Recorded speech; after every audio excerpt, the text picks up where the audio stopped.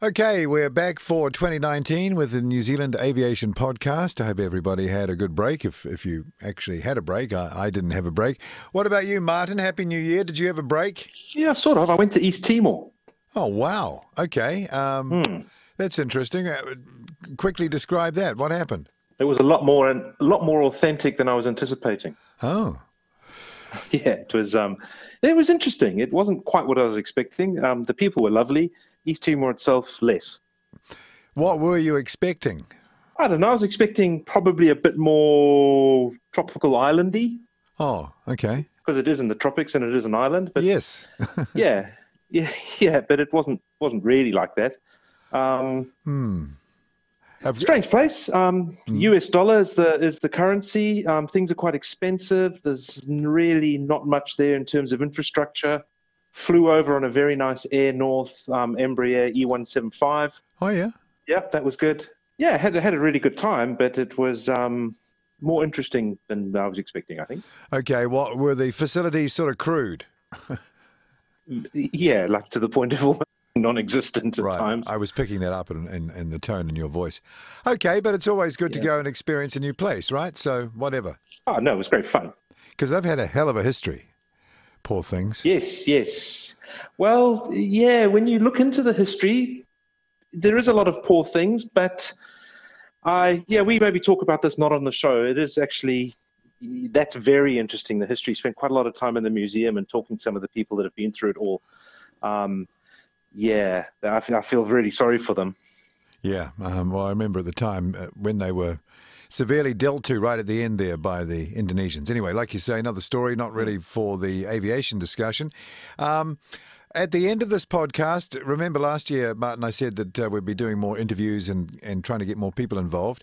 Well, we're going to do that in this podcast. At the end of our talk, we're going to be hearing from Andrew Russell, who's a Kiwi and has written a book on a Continental Airlines crash back in the early 60s, I think 62.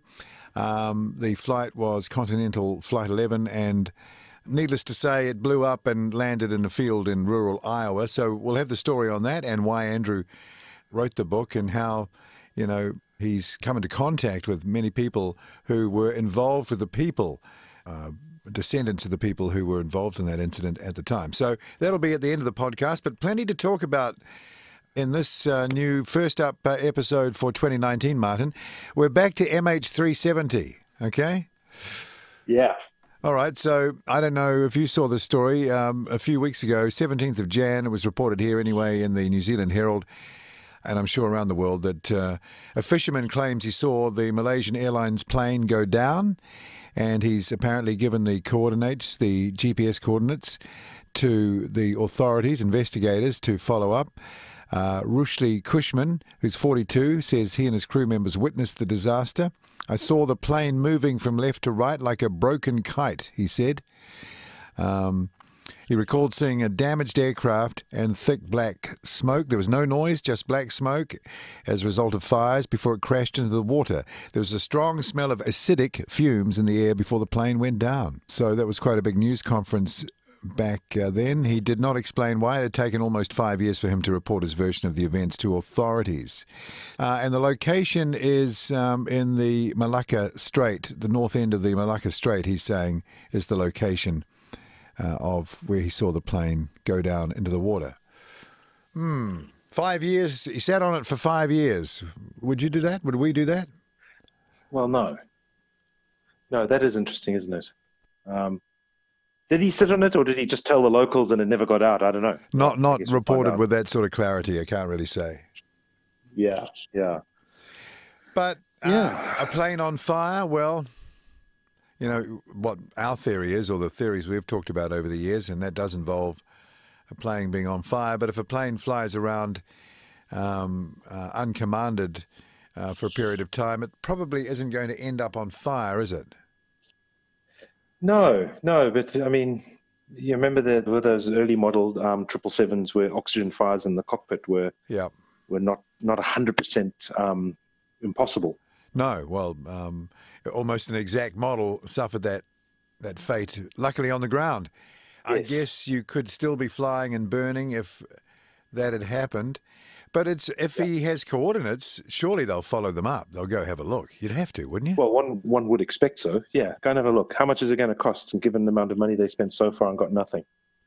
If someone had told me all those years ago now, because it's a long time ago, pretty well, and that time's gone quite quick, it seems to me. But if someone had told me all those years ago that this would still be a mystery now, I would have said to them, oh, no, they would have figured it out by then. Amazing, isn't it? Yes, I would never have thought it would have lasted this long either. That is quite astounding. And you've heard of other, there's been a few other stories. Yes, there's the old one cropping up where some guy's convinced that the pilot was up to something and that he spent months and months practicing avoiding radar on his flight simulator. Well, first of all, how can you do that? Well, that was going to be my question. You must have a very, very sophisticated flight simulator that's showing you where the radar is. Yeah, and that you're actually avoiding it. Yeah. Yeah, and that you're actually avoiding it. This story keeps coming up. It just seems a lot of people are 100% convinced that the pilot was up to no good. One thing that's interested me through this whole process, and being a media person myself, I guess, is that that no one sort of keeps a check on some of these wild stories. People just seem to accept them as entirely possible. When you start thinking it through, not so much. And they keep coming up again and again. You've got smart people, supposedly, authors, almost claiming to be inside the head of these pilots. I mean, you can't be. These are the same aviation journalists who have a headline, Air New Zealand late into Queenstown, and then show you a picture of a old Air New Zealand DC-10 landing in Dallas. Yeah. I know. Now, I used to complain. Now I don't even bother complaining. There's no point. Yeah. I mean, there was recently a story about Air New Zealand, and it showed a 747 in like late 80s, early 90s livery. I thought, okay. You have to wonder what goes on in the brain of the, journalist? Well, I thought, even when I saw that photo, and it was only a week or two ago, I thought, where did they even get that photo? Because that wouldn't have been the first photo that came up in a search on the Googles. Well, you'd think they'd have their own database if they're a big news organization. They've been taking pictures of planes for years. Well, maybe they shouldn't in that case. I think that they should just put a picture of the right flyer in every time.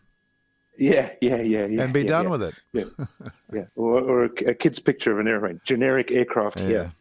But getting back to MH370, there's a certain sensationalist angle to that story, and news organizations like to dig it up every now and then. There are people out there who know that news organizations like that for click-throughs, so they'll come up with, just like, as you mentioned, those sorts of headlines, and the old story keeps coming, every 9 months, a year it comes up, doesn't it, that one? Yeah. Pop up, yeah. And people I'd say every few months. And people who seem to be claiming that they are inside the head of these people, that they know what they did. I mean, how could you ever know that? And people accept it. Oh, yeah, it must be that way. Yeah. Oh, yeah, the flight simulator. Yeah. Well, do you know anything about flight simulators? No. Well, how do you... Like, our first question is, well, how do you simulate dodging radar on your Microsoft Flight Sim? Yeah. But I hope they follow up that sighting if he's got coordinates, and they go look, and maybe they'll find something. Who knows? Hopefully. Looking at the local scene, Martin, Air New Zealand not so punctual. The OAG, what's the OAG? They measure 58 million flight records over a full year of data, and rank the airlines for on-time performance. And according to its rankings, Air New Zealand drops out of the top 10 for the Asia-Pacific region for the first time, with a 76.70% of the flights on time during the year. Previous score was 81.33%, so they're not in the top 10. Qantas, who have been named the safest airline in the world, by the way, by the same organisation, they came in with 85.65% on time. So Air New Zealand slipping not so good. Spending too much time on safety videos and not enough time on getting away on time. I've noticed when my recent flights with Air New Zealand that they are invariably late departing, although they tend to get in roughly on time. And I wonder if on Trans-Tasman that's due to the way the slots are handled. So they can't come in early because, they schedule a flight for 4 hours and 10 minutes, but it's never 4 hours and 10 minutes. It's always like 3 hours and 40, 3 hours and 20.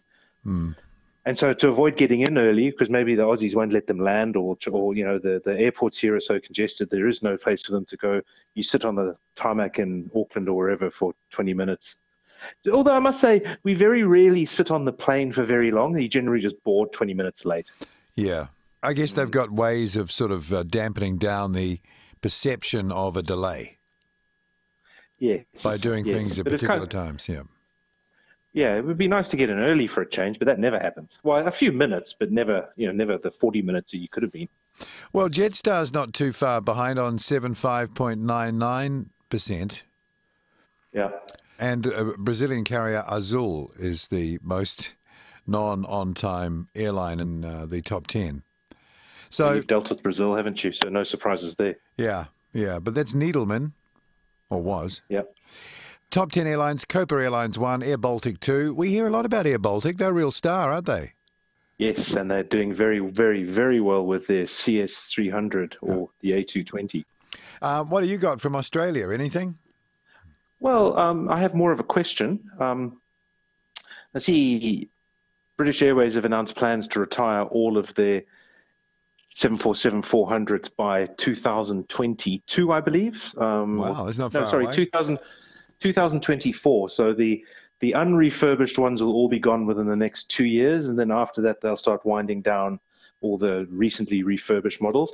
I think they've got 34 of them, and they're all going to be gone by 2024, which leads me to the question, Qantas, they're still running a few 747s. I wonder for how much longer? Well, not much longer, you would think. No. What would they replace it with, though? That's the thing. Well, this is the thing that we haven't been hearing about. Yeah, 777X. I'll follow that up because. Well, it would either be the 777X, which has about the same capacity, I think, over the same range or near enough, or it would be the A350, 1000? Probably, yeah. We'll see where they go. I'll follow that up because that's quite interesting. Good to see that BA, because you mentioned the 74s, British Airways are going to paint one of the 74s up, or maybe not just that one, but a few others also in classic livery, celebrating what? Is it their 100th anniversary? Or is it their 90th? I think it's their 90th. Yes, I don't think it's their 100th. No, but they'll be getting close to that. Well, 10 years. Though they're painting up one of the 74s in the classic BOAC livery. I think it's a fantastic idea. But, one thing I really want to see, I don't want to see grey paint underneath. I want to see the metal, right? Just like the originals. Yeah, if they polish it up, yeah. I'll know if they're serious. If it's the PR department, they won't have polished metal. But if it's someone who really knows something about the history, they will, and it will look great if that's done that way. Yeah, it would look fantastic, wouldn't it? But I got a feeling they won't. Well, give them a chance. We'll see. Yeah, we'll give them a chance, but, it's almost like, that will be the litmus authenticity test for me. The litmus test for me, authenticity, will be when British Airways starts doing flights like Melbourne, Singapore, Colombo, Egypt. Like the good old days, running flying boats down to South Africa. Yeah, that would be a very good thing. Oh, I see that. Anyway. Speaking of long ranges over water, just quickly, Air Tahiti Nui saying possible Tahiti-Paris direct flights, Papa Iti Paris direct on the Dash 9. It's only 200 nautical miles further than Perth, London. Wow, okay, so not much.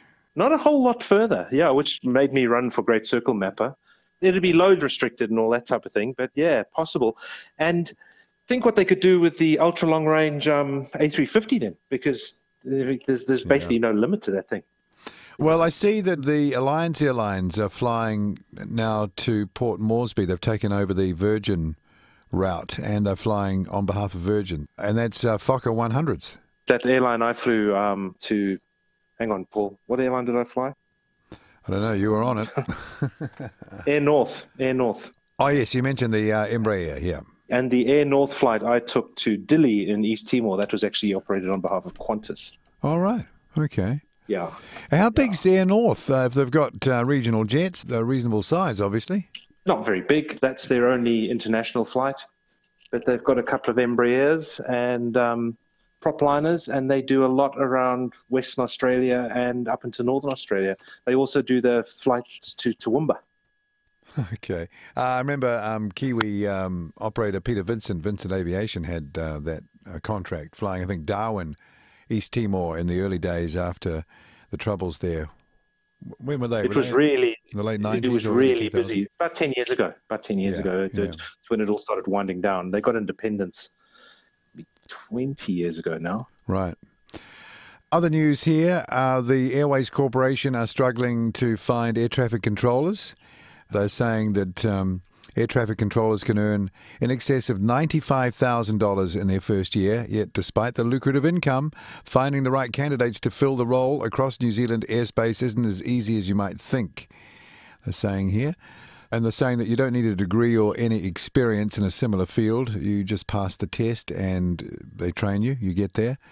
We hear a lot about pilot shortages and those sorts of shortages, but I mean, if you don't have enough air traffic controllers, what do? Go AI?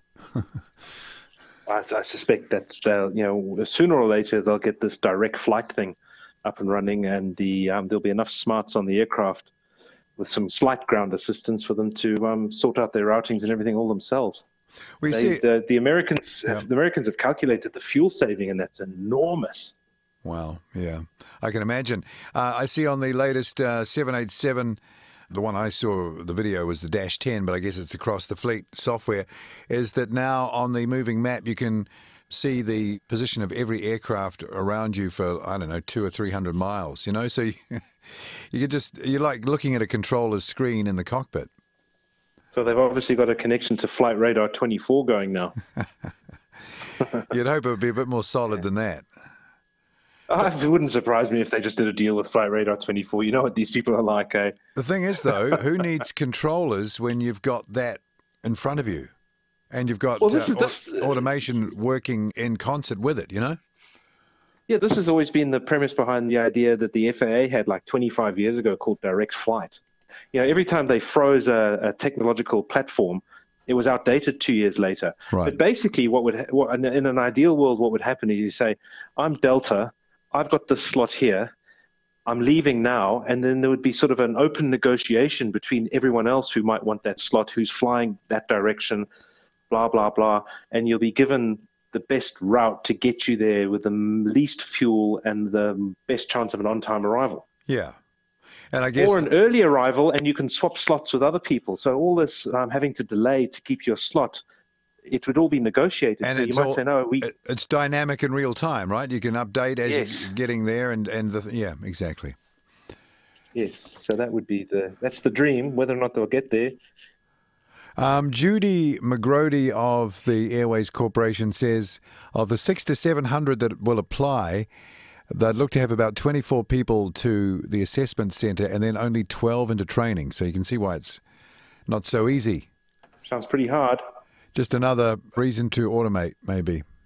Yeah. Possibly, yeah. Interesting story, Martin, in the latest Australian Aviation magazine. Presume it's in the magazine, certainly on the website. And it's a big a piece on the Pratt & Whitney geared turbofan. It's quite an interesting thing. And they're talking about the difference in bypass ratio from the first generation J57's 1.5 to 1 bypass ratio, up to 12 to 1 on the geared turbofan. It's interesting to read what they say, or the manufacturer says, and the problems they've had with the engine. Nothing at all to do with the gearbox. It's never been a problem. I've been following that quite closely, and turns out they're good at designing gearboxes, and good at designing gearboxes that can handle enormous amounts of power. It's all been more along the seals and the combustors and in the fuel system that have been causing the problem. Yeah, so that's good to know, and that must give them a lot of confidence, because it would be a completely different story if it was the gearbox constantly giving problems. That could end it. That could end it. Although it does make noises, different noises, which is confounding a few people. It's not too loud. It's just a different noise. The Deputy Vice President for Asia Pacific Sales at Pratt & Whitney, Jeffrey Miner is his name. And he says, we've tested over 200,000 cycles in validation testing. We've done many, many things to create severe operating environments and put severe loads on the system. And of the core engine, he says, the turbine section, they were able to optimize the speed of the modules, whatever that means. And the shaft is common from the back end to the front end of the engine, so all the modules are limited by the speed of the common shaft. The introduction of a reduction gear in the front to slow the fan down means we can get more optimal speed and performance out of the turbine section, out of the compressor section. What he's saying is the hot bit's a lot more efficient, and the fan, both as a package. That's where you're getting the savings. Well, what it lets them do is it lets them run a smaller, much hotter turbine end section, and a lot simpler because they reckon they can do it all with one shaft. And then you've got the gearbox and you've got a slow-running fan off a very, very fast-running and very, very hot turbine section. Yeah. And, of course, with a jet, the hotter they run, the less fuel they use, as opposed to the previous designs, which are two-shaft, or with Rolls-Royce three-shaft, where they had concentric shafts running within each other so that each part of the engine could run in its own optimal speed, which has added a lot of complexity. And the gear turbofan, it's not the first gear turbofan. The first one was on the BAE 146s. They were a gear turbofan as well. Yeah, that's and right. They never had gearbox problems. They were Lycoming engines converted from helicopter use, weren't they, originally? Yeah. Hair dryers, people used to call them. Yes, but they were geared, and the gearbox, again, never gave any issues. No, they were quite reliable. Though there was that thrust, what do they call it, reduction problem they had with a few of them at altitude, they were nightmares in many other respects, and, blowing exhaust gas into the cabin system and all this type of thing. But making the crew sick. Yeah, I remember reading those stories. They're looking to take the bypass ratio, it says here, to 15-1. Yeah. And try and obviously build it out and put it on bigger planes. But anyway, that's relevant because Air New Zealand are flying those engines right now. And it's interesting that Rolls-Royce, Pratt & Whitney and Rolls-Royce have always had quite a lot to do with each other, and especially the V2500 series engines. That was a joint venture, and Rolls-Royce got out of that partnership and gave it all to Pratt & Whitney in exchange for the rights to use the gearbox technology on engines above 50,000 pounds thrust. So that'll be the next. That'll be the next. So, this is where Boeing, where Rolls-Royce is still talking about the UltraFan and the open fan. So one is like a 20-1 bypass ratio, but still with a nacelle, and the other one's the open rotor, which is just like they tried to get going in the 80s, but they couldn't because of the noise. Here's a really interesting statistic that this chap from Pratt & Whitney has been quoted as saying, if you're burning less fuel, you are emitting that much less CO2. Well, it's obvious. One aircraft flying for a year, 2,200 flights, 3,600-ton reduction in fuel equates to planting over 900,000 trees.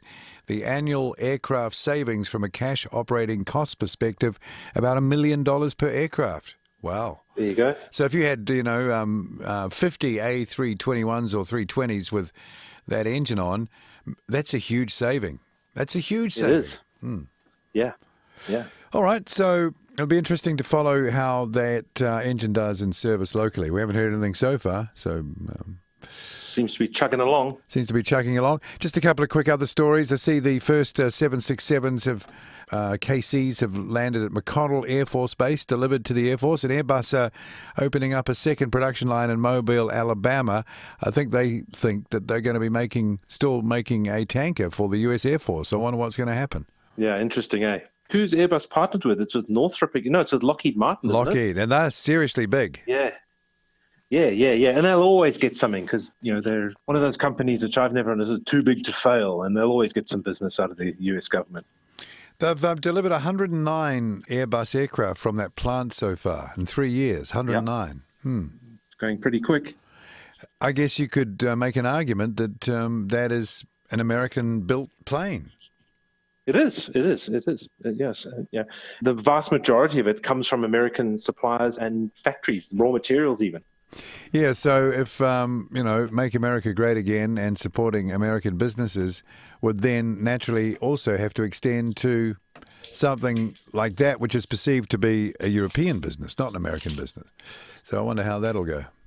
I think it's considered an American business, the Mobile, Alabama plant. Because they won the contract, right? And then they lost it. Yeah. And it went to the 76, which is an inferior aircraft for that job. I mean, let's all be honest. And one of the main arguments at the time was that it was politically unacceptable to have a European country supplying this sort of equipment to the US military and, you know, America first. Yeah, and then, you know, the political context of the time and everything, that's an argument that would work, but it won't necessarily work the second time. Especially if Boeing can't get their fly-by-wire remotely operated boom working, which it doesn't appear that they can. Yes, I noticed there was no place for the boomer to sit. Yeah, whereas the remotely operated boom on the A330 has been working for some time, though it does occasionally fall off. Oh, has that happened? I hadn't seen that. Yeah, they lost a boom in testing. Oh, well, best that it happens in testing. Not a good look. No, it's like, whoops. I forgot to fasten it on. Where's the boom? Yeah. I mean, it's a big deal because they're going to order hundreds. I must admit, when I watched there was a video on Twitter. It looked like a sort of 1980s promo video watching a 767-200 take off again. Yeah, I know. I mean, they're nice looking, but they're old. They're late 70s design. That's what they are. Yeah. No, it was funny. It's remarkable, actually, that Boeing have kept that line going so long because they're delivering new freighters as well, aren't they, to FedEx? And they've had a good... They must be dirt cheap, eh? And you do wonder whether if they'd done an Airbus 5 or 6 years ago and made a 767-200 Neo much lighter with modern engines, whether that wouldn't have filled their middle of the market, because the seating arrangement's perfect. I've always liked flying in them. I could imagine for short hops. What's their maximum seating? Like it's just like an A310, isn't it? So 210, 220, something like 260. That. Yeah. That's right. Yeah. They're quite, they're quite capacious, really. Yeah. I'm very interested in seeing what Boeing come up with the 797, because it seems that everything they say or do, they get boxed in by the A321 argument. Yeah. It's going to be very interesting in the next couple of years when that starts getting announced, when they start rolling out the concepts. Though Boeing delivered more aircraft in 2018 than Airbus. There's a lot of talk about that, and I'm like, yeah, but you're still talking thousands each. Who cares? Yeah. Yeah, it's just on the edges, on the margins, really, that you're talking about. Yeah, it's not like one delivered 1,000, the other one delivered 40. The numbers are vast and very close. Yeah. And in narrow bodies, I mean, Airbus has got a problem. They don't seem to be doing that well in the big planes, although they reckon this year and next year, as the A350 ramp-up continues, they'll claw a lot of that back because 777 classics will start falling off. It'll take a while for the the new 777Xs to ramp up. So during that time, Airbus will sell a lot more wide bodies. So they think the numbers will be, and certainly in wide bodies, will be reversed this year and next year. But the one problem Boeing's got is Airbus is slaughtering them on the single aisles. Yeah. Especially that A321. That's a scary thing. When Boeing announced the 797, I wonder how close it will be to a 767-200. Well, that's about the size range. That's about the spot on the range, isn't it, that they want to be taking. But as a lot of people say, you do get to the problem. So we want to build a plane that takes, let's say, 260 to let's call it 260 people, 2,000 miles, because the vast majority of journeys are going to be less than 2,000 miles. Yes, there are intercontinental flights, but that's covered. There's lots of planes to do that. So you're looking for a very efficient, mid-size, middle of the market, 260-seater. The trouble is, in all the analysis that I've looked at and been reading, and this really interests me, so I've been chasing it up, if you go with a plane that has 2 aisles, you've just got too much plane. You're flying around too much plane that you just don't need, that's inefficient simply from the space available at that range, because you could do it simpler with a single-aisle plane. Yeah. Well, maybe that middle of the market really doesn't exist anymore. Perhaps, but then Boeing have got a problem because they've been talking it up, and maybe they were coming to the same conclusion. Maybe they're thinking, geez, you know what? We'd just be better off coming out with a whole new range of single aisles. Yeah, that's right. Well, that might happen with Embraer. They've got to do something because the 737 is getting old and it's beginning to look it. Speaking of Boeing, their autonomous passenger air vehicle took to the skies, and that's a successful test. Range of 50 miles. Yeah. Did you see the first flight? It got up to about a meter. No, I didn't. I'm only looking at a picture here where it's still on the ground. Yeah. Yeah, well, then it didn't get much further than that. It went up about a meter and then went down again. That was it. But that surely is successful in some sort of way. Well, it left the ground. Can you really see this, forgive the pun, taking off? Really? No. Can you see a sky? First of all, it's going to be a polluted sky. If you're going to see thousands of these things whizzing around all over the place, the visual pollution is going to be totally excessive. Presumably there'll be more noise. And, the safety issue is there. Aren't there better ways to, with trains and railway systems and stuff to still get mass transport going? I mean, this is, I don't know what to make of it. Yeah. I think it's garbage. Okay, straight to the point. I just don't think they'll get it safe enough that the people think, I'm going to jump in a little electric buggy and fly 30 miles. Or the safety constraints around it will have to be so much that, we're not flying today because we saw a bat or it's a bit windy or whatever. It'll be a tiny little niche market that some places, maybe like the Maldives might do it between islands or something like this. Right. But I don't see people doing it around Manhattan. The weather point is a good one. What do you do if it's foggy? What do you do if there's a lot of wind around? What do you do if you hit extreme turbulence? A lot of what ifs. And you've just got to hope that the machine can cope. Yeah, right. Yeah. Okay. So we're not a fan of that? We're not a fan? No.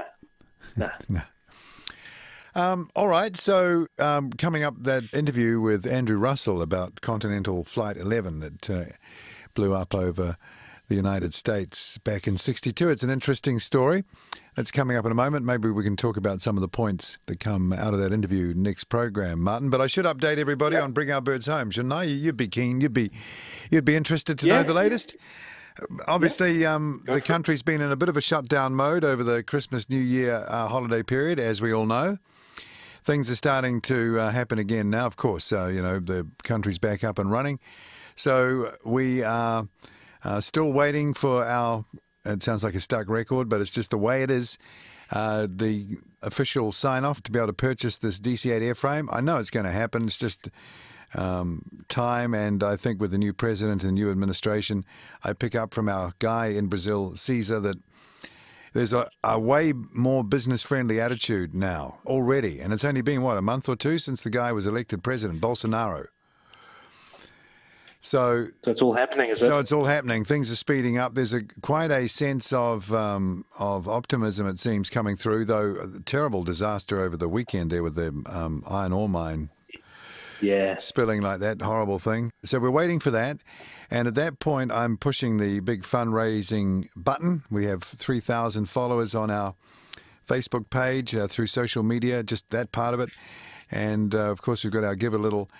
So as soon as we have that clearance, we're into a full-on mode there.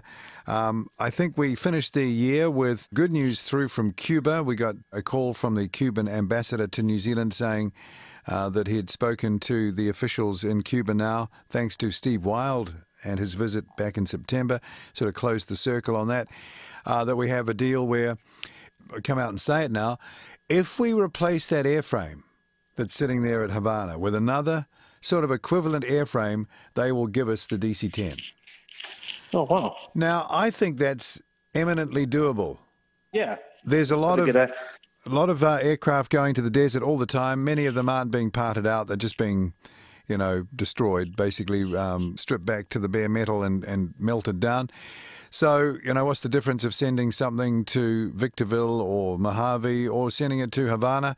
Now, there are some options we've looked at that are some quite close to home to do this sort of deal, some not so close to home.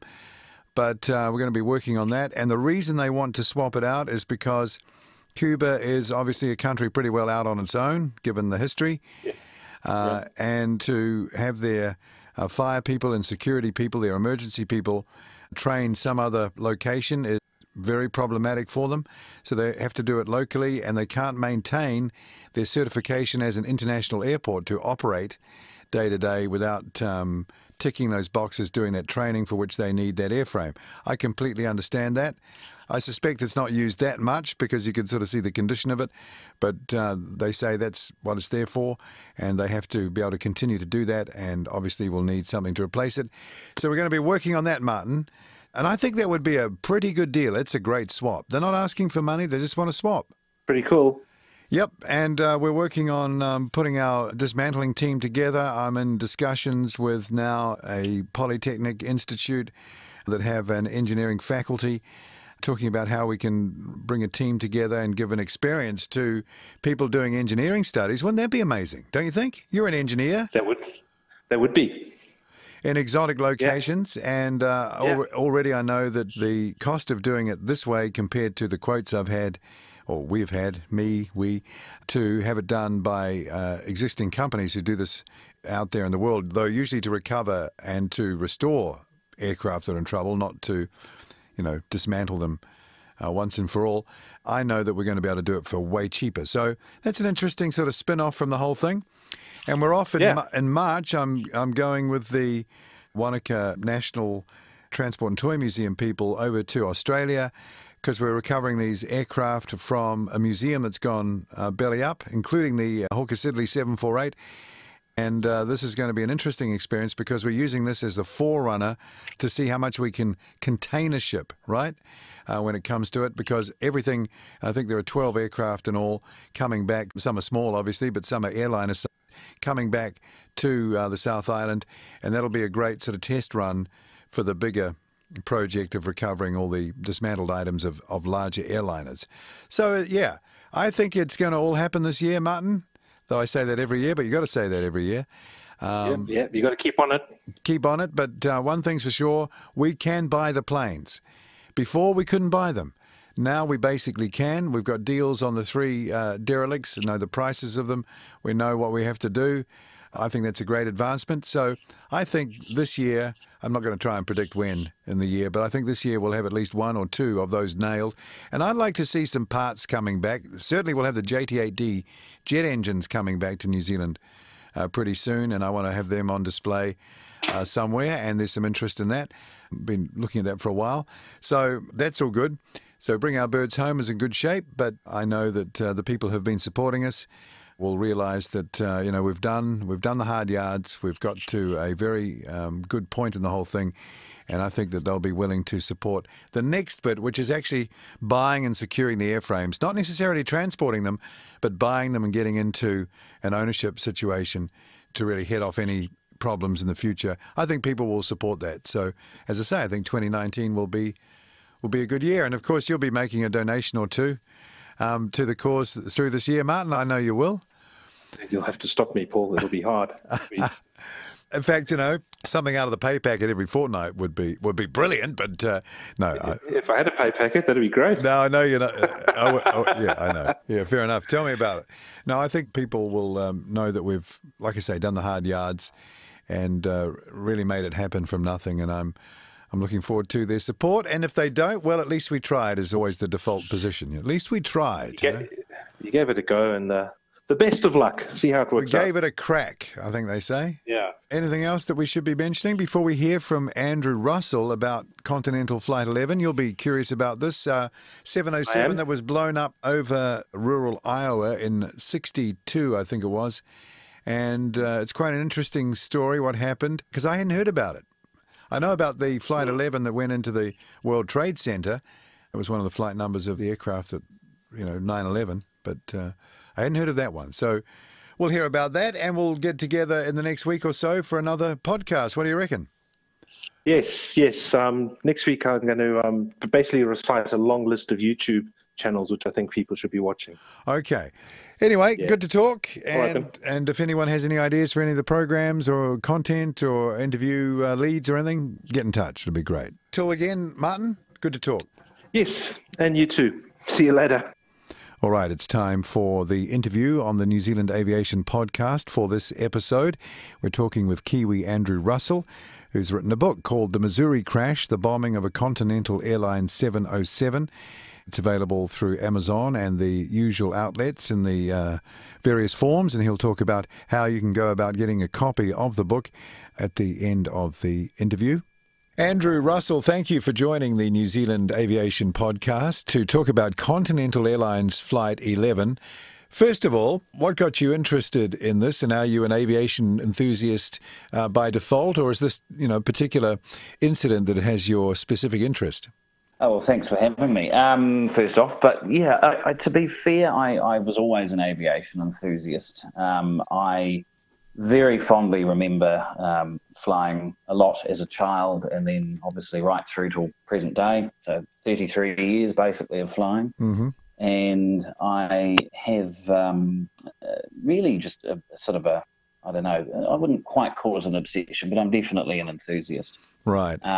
It was just a natural thing for me to be inquiring about various incidents and, sort of, well, Googling wasn't around back then when I discovered the crash, but search engines and such. So it came about after 9/11, after the terror attacks, actually, on the World Trade Center and the Pentagon and the hijacked flights. And, of course, one of those was Flight 11. And there was an article in, I think it was the New York Post, about Flight 11 being an unlucky number. And it actually included Continental Airlines Flight 11. And I thought, well, that is not something I've ever heard of. And it said how it had been subject to a domestic terrorist attack, is basically what they called it at that time. And I never thought anything more about it. Really, until 2007. So that was 2001. I discovered it, read about it, brought up a accident report on it from the FAA archives site. And then 6 years later, I was at uni doing media studies, a Bachelor of Media Studies, and they said, well, you need to do a blog on something. Oh. And I had a separate aviation blog going. Much like some of the ones that you see around New Zealand, like the Third Level Aviation and NZ Civil Blogspot and those sorts of sites. And I started a Continental Airlines Flight 11 blog, and I thought this will be a complete waste of time. No one's ever going to discover it. It'll just sit there idle. And then I started getting posts from people who were actually involved directly with it. Wow. Yeah, we know about many of the crashes and incidents over the history of all of this. There are the high-profile ones, not so high-profile. I got to say, I hadn't come across this.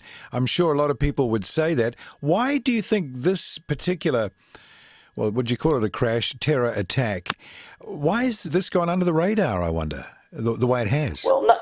Yeah, well, it's a question I've asked now, Paul, for probably the last 18 years, ever since I came across the accident report. And the accident report's quite fascinating because it actually was overseen by Mark Felt, who later went on to Watergate fame. Right. Obviously, the FBI became involved with the Civil Aeronautics Board, which, of course, was the precursor to the current NTSB. And at that point, for some reason, after 1962, it just seems to have been filed away in the FBI case closed files, and no one spoke about it. And I think a lot of the people involved with it who lost loved ones on the flight were told, you don't talk about this sort of thing. Your father passed away. That is all you need to know. Let's carry on as if nothing happened. And yet, of course, there are earlier crashes from the 40s, 50s and 60s that haven't been forgotten. But for whatever reason, I think because the FBI was so heavily involved, it's almost like no one can really get the files, almost. That's what I've heard from relatives of those who perished. It's been a locked down case almost. Wow. Since that time. Okay, so we're May 1962, and the aircraft, it's a Continental Airlines 707, so pretty early 707, registration N70775, and it was operating actually this aircraft has a bit of history. We can talk about that, and again, I would say in these cases, quite often you'll find that the aircraft sort of has form. It has a bit of history. I don't know if there's ever a connection, but quite often it seems to be that way. But this aircraft was just operating a normal domestic transcontinental flight, right? That nothing special about what was about to happen. Nothing too unusual. It was doing Chicago to Los Angeles via Kansas City. And the flight was actually known as the Champagne flight. Literally, they fed champagne to everyone on board. It was a evening cocktail service out of Chicago. It was scheduled to leave about 8:15. It got away at 8:35 that evening, and by about 9:15 had more or less been blown apart over rural Iowa and Missouri. But nothing spectacular or interesting about the flight, certainly when it left the ground. There were 2 late-running passengers that they put the stairs back up for. Of course, this is pre-jet bridge era. Yeah. And the 2 people who were late were actually the people who, well, the gentleman certainly was the one who ended up blowing the aircraft up on its first leg. And the woman with him was actually his business partner, and his, how do we say this nicely in this era, was his love interest at the time. Right. Okay. So now it is, you mentioned the word terrorist attack or terror, and it sort of filed under that, but it kind of isn't because, okay, who is this individual? And I'm wondering if the people with him knew what was about to happen, but who was this individual, and what was his plan? Yeah, well, I mean, domestic terrorist is kind of a 2000s buzzword, but I think for him in the day, I mean, I think really what he was a very, well, he was Thomas Doty, and he had started a cosmetics business which had failed, and he owed quite a bit of money, and he was in with a business partner of his, a lady called Geneva Fraley. Now, both of these individuals were married to other people. It was widely speculated at the time that not only were they business partners, but they were also involved in a tryst. And he had obviously fallen on hard times, Mr. Doty, and he had robbed a woman with a gun in Kansas City, Missouri.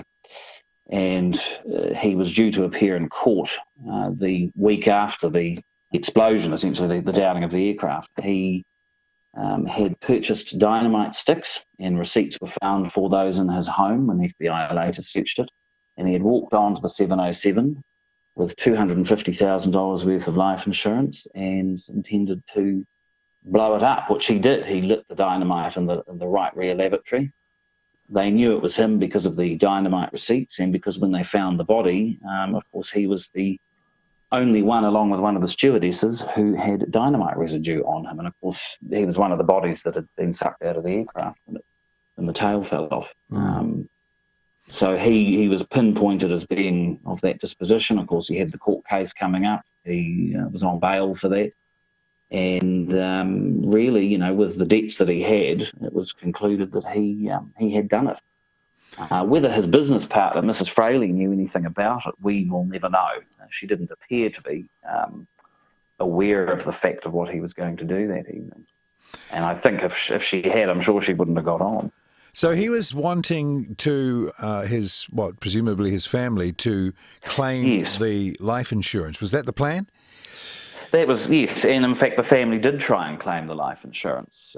And I think in the end, the only thing the widow got was a $3.50 refund on the postage that she had used to actually put the claim in. And the admin fee back then and all that was about $3.50. So she got a refund on that, but she never got the insurance because, of course, the FBI had said, well, we're 99.99% certain that your husband actually was the cause of the crash.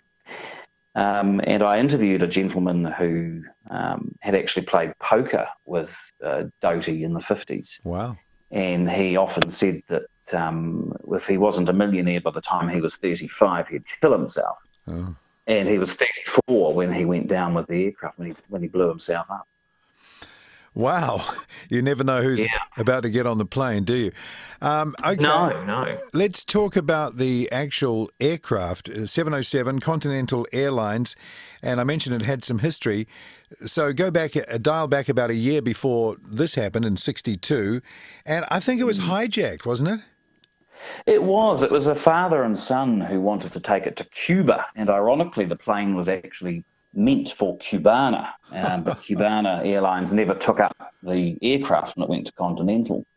But it was a 59 model, and the 2 gentlemen on board wanted to go to Cuba. I think they'd taken off from Los Angeles en route to Texas, to El Paso. They landed at El Paso. They wanted to go to Cuba.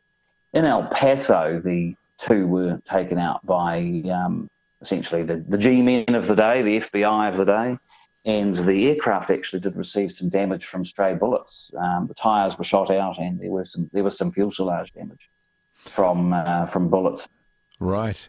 And it had, from a stewardess former stewardess that I interviewed in 2013, she had been on the aircraft numerous times, and it had always been joked that it was the hangar queen. It had never performed as a 707 should perform. Right. It always, pilots didn't like that particular Regger. They always say there's sort of a lemon in the fleet. Well, that was the lemon. Wow. Yeah. So, okay, he went to the rear lavatory and you said lit the dynamite. That's very sort of old school, isn't it? Sort of like lighting the fuse. Very much. Very much so. He lit the fuse, and the explosion occurred at around 9:15. There was a B-47 that was flying in the vicinity at the time, saw the explosion that had flown out of somewhere in Missouri and was heading north towards Des Moines in Iowa.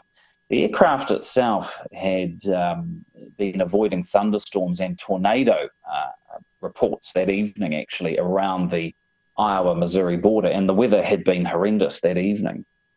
And the captain had climbed all the way to 39,000 to actually avoid it. I mean, for a 1-hour flight, that was quite a high altitude to get to. And just as they were starting their descent for Kansas City, it's just on the Iowa-Missouri border, which is about a 2-hour drive south of Des Moines and about 45 minutes drive west of Kirksville, Missouri, which is the nearest sort of airport these days. But the aircraft, the dynamite went off. The aircraft depressurized. There was a hole in the side initially, it's thought. The crew had donned oxygen masks and had got out the emergency checklist. The gear was down and locked. And unfortunately, no Mayday call was ever received. The tail broke off within the first few seconds of the decompression. And the aircraft pitched nose down, and the engines actually disappeared as well. They were found a mile further on from the actual wreckage. The engines had been flung off with the impact of the descent. They'd actually fallen off. And the aircraft had more or less sort of cartwheeled itself into the ground. It just spun out of control at that point and hit the ground about 6 miles northwest of Unionville, Missouri, which is a town around then was around 2,000 people. It's now about 1,200 people. Very rural, remote, small town. And people in the town that night thought it was thunder that had returned from the storms earlier, but it was actually the aircraft exploding and then, the dynamite exploding, and then it was the wreckage actually slamming into an alfalfa field. Crikey. And not much chance of surviving that. 45, I think, on board. I don't know if that was the passenger number or the total number, but 45 total. There was an individual, I think I read, who actually survived the crash but died at the scene or soon afterwards. Yes, Takahiko Nakano. He was a Japanese national who was actually living in Chicago. We don't know why he was on the plane, although I have spoken to his family since. I actually had a Japanese friend do the translating for me, and they finally came forward last year.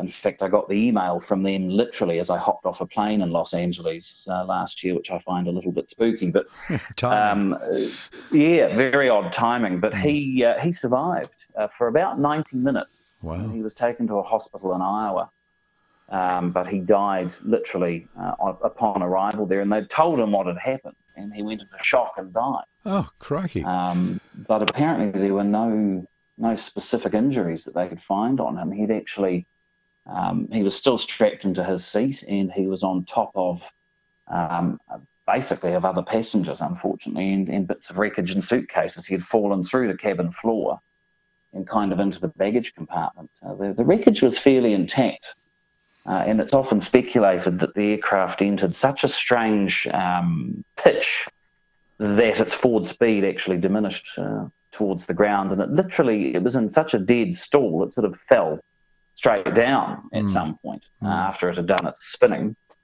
But again, that's speculation because, of course, in those days, the flight data recorder, cockpit voice recorder, all that, they didn't have a cockpit voice recorder. And the flight data recorder was fairly, speculative. It was very imprecise information. So it wouldn't have been a very difficult job for the investigators to work out what happened. And as you say, they were able to go all the way to the person who did it, got all the evidence. I don't think you said it was covered up, but it was sort of buried. And again, you come to that question, why would it have been buried? Were they worried at that time that there could be copycats, or?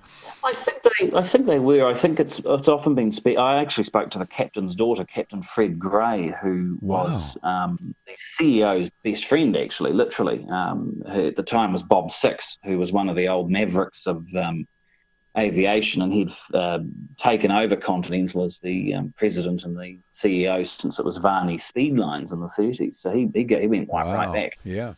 And Captain Fred Gray's daughter often speculated that there was fear of copycat, and there was fear, I think, in the 60s that someone would sort of see him as not a martyr, but you know, at the time you've got to remember there were a lot of desperate people. You know, you had the McCarthy trials from less than a decade earlier, and you had a very jittery America with in the early 60s, and I just think a lot of things like that were often you know, papered over simply because they were scared of a copycat, I think, at that time, especially with no security, and you know, you wandered onto the aircraft, you boarded via the stairs, and off you went. Gosh, the level of trust that used to exist is just mind-blowing compared to today, right? Oh yes, and I actually stayed with the son of the man who put the stairs back up for the bomber. And, you know, because back then customer service was everything. You didn't worry about OTPs, about on-time performance. You worried about the customer. And he actually put the stairs back up to that aircraft and saw them both board, and Fraley and Doty. And he had remembered the stewardess had actually brought him a cup of coffee from the Ford galley. And she said, well, good night. We'll see you when we're next in Chicago. Here's a cup of coffee. And, of course, she shut the door. He pulled the stairs away, and the aircraft took off for the last time. Wow. And one of the stewardesses I interviewed, who was the one that told me the aircraft was unreliable, so to speak, she had actually seen the crew that night. She'd got into Chicago, and she was actually meant to be on the aircraft. She'd swapped with a friend. Wow. And the friend ended up on the aircraft. Of course, lost her life, but she actually said, good night, Freddie. Of course, that was the captain's name, Fred Gray. And she said, good night, Freddie, we'll see you in LA. And back then, they used to send the Boeing 720, which was the faster version on the non-stops, to Los Angeles, because, of course, it was all a speed game back then. Who could get there quicker? Right. Amongst the different airlines. And they sent the older, slower 707 via Kansas City. So there'd actually been a last-minute equipment change that night. Right. That plane was meant to go straight back to LA, but it actually ended up on the Kansas City run. Yes, there's always a backstory operating. Yeah, those 720s, they were there for speed, weren't they? The 600 mile an hour plus. They were. The inboard wing was different, wasn't it? It was a different shape. It was, and they preferred working on it, actually. They said it just felt a little bit better. And it was a slightly newer airframe than the 707-100s, which a lot of the crew, they did, you know, like I say, they did not like that particular rego. It just had a funny feeling, and I don't know whether they sort of speculated on that later or whether it really was true, but it was often said the 100 series was a bit of a dog out of the 707 family. Yeah, it was underpowered and first generation. For someone like yourself and, you know, what you're saying, you've obviously gone into it quite deeply. You've talked to the actual people, which is always an incredible thing to do because, you know, that's so close to the story. What's that been like?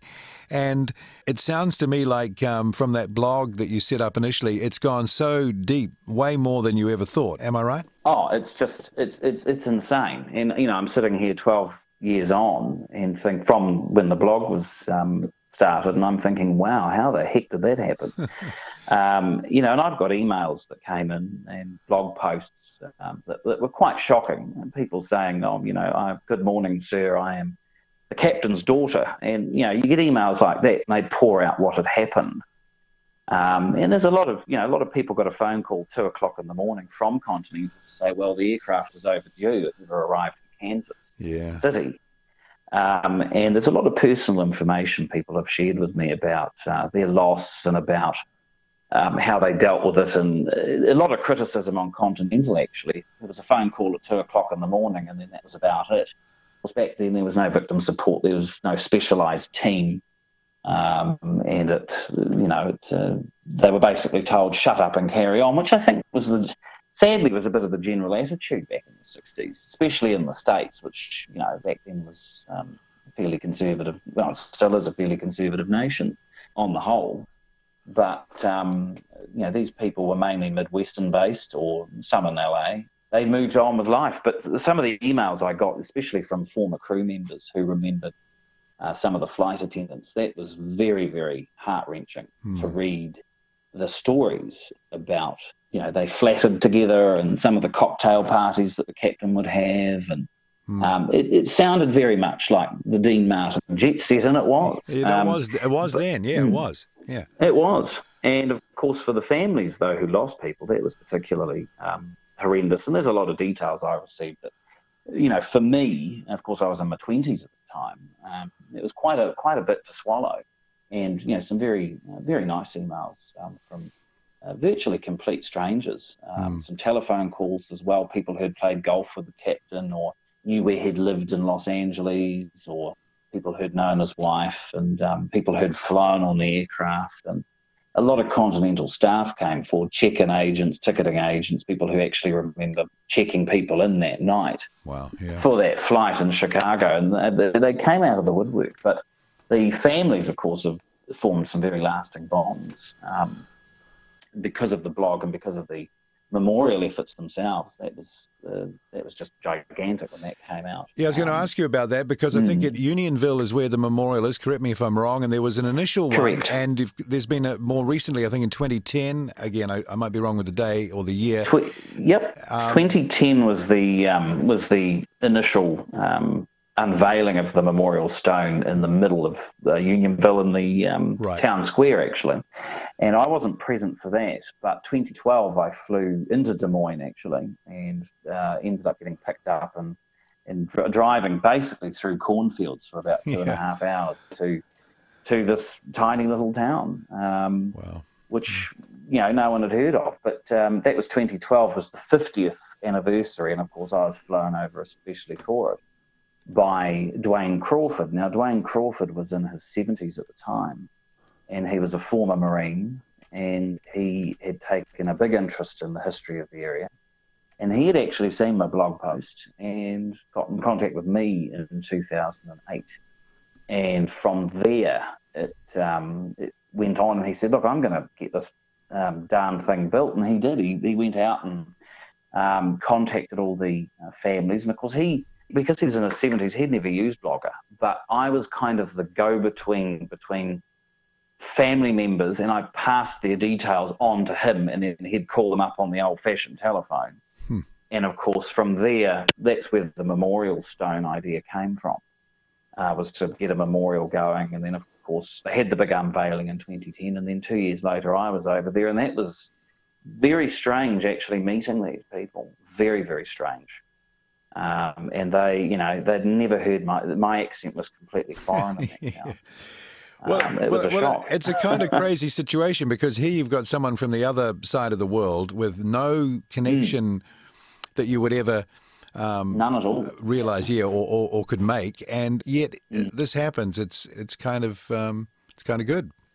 That you can... Well, it was bizarre. I think would be the best. I mean, it's good, but it's still sort of. I still think, and I think about it, and I think, how on earth did that connection happen? Yeah. It is a very, very strange thing.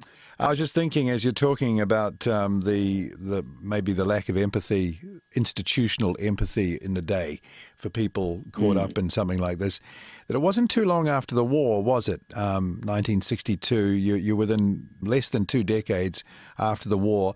A lot of people in commercial aviation at that time had their start in the war.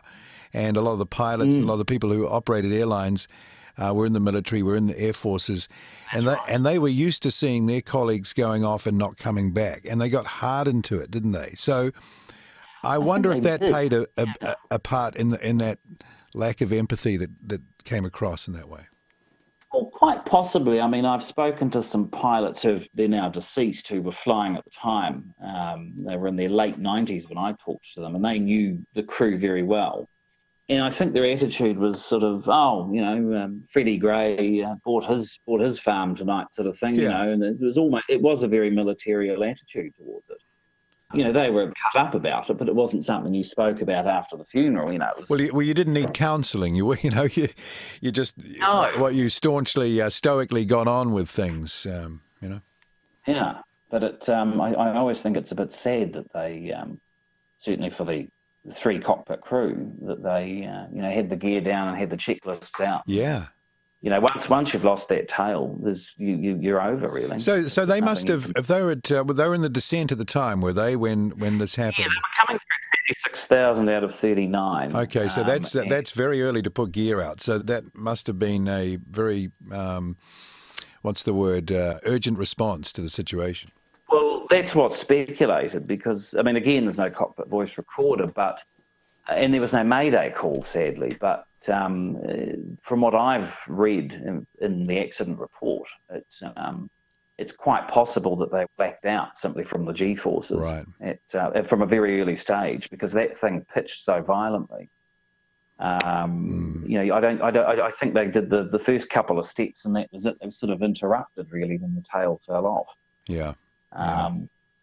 Yes, it overstressed. Even the flaps were down. Yeah, it had shorn off really.